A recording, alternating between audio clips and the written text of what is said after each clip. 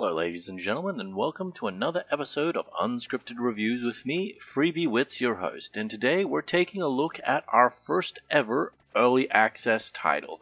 More specifically, the first early access title that I've paid for, which is also not accurate since a friend bought this for me. But enough about that, let me tell you about Vampire Survivors. Vampire Survivors is a game about being the bullet hell as it's advertised on its Steam page. You start out as a weak level 1 character, you start with a weapon, you hit people, enemies, monsters, whatever, and throughout the game as you level up you get more and more weapons, more and more passive abilities, more modifiers, that sort of thing, until you become the bullet hell boss that pumps out millions upon millions upon millions of, well, bullets, magical or otherwise. Now, if it weren't for the fact that my friend bought it for me for free, I would have gotten it myself upon hearing about it. It's literally 4 Australian dollary-doos, so extremely cheap. $3.99 to be more specific. I'm not sure how that translates to any other currency, but as far as video games go, it's not very much. Now let's start with how you play. Technically speaking, you only have 5 buttons. 4 really, but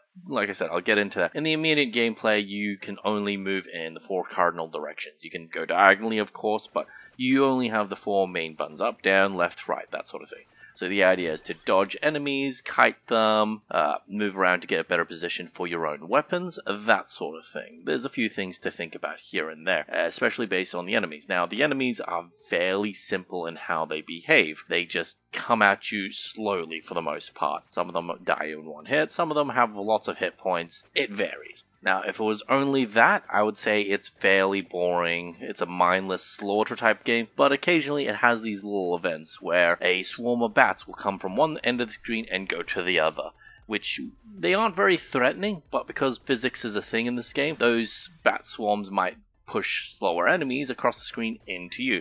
So you gotta really think about dodging them, or if you have certain weapons, you can just mow them down like a lawnmower and such like that. It's very satisfying. Beyond those kinds of enemies, you also have boss monsters, which are usually bigger than everyone else. They're unique in one way or another. Maybe they're a normal bat that seems to glow blue and take a lot more hits than a normal bat. Usually when these guys die, they drop one of 2 things. Number 1, a red gem, which gives you a ton of hit points and thus allows you to level up, hopefully. Or they drop a chest, which drops a weapon that you already possess, or a passive item, and makes it stronger, augments it.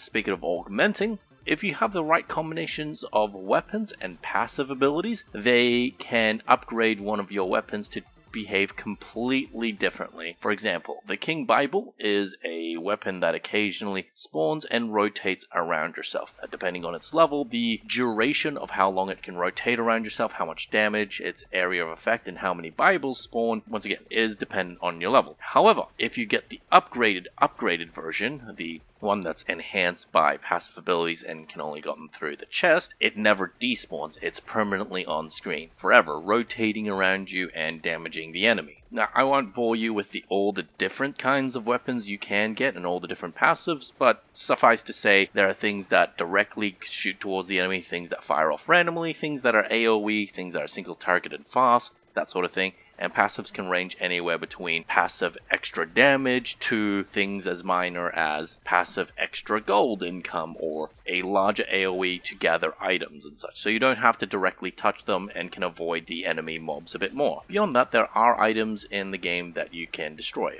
Objects, I should say, you can destroy. So things like candelabras or lamps, not lamps, they're like torches, braziers I think they're called. If you destroy them, they usually drop a coin. Sometimes they can drop food to increase your health. Sometimes they can drop items that will destroy every single enemy on the screen, except for, well, big bosses.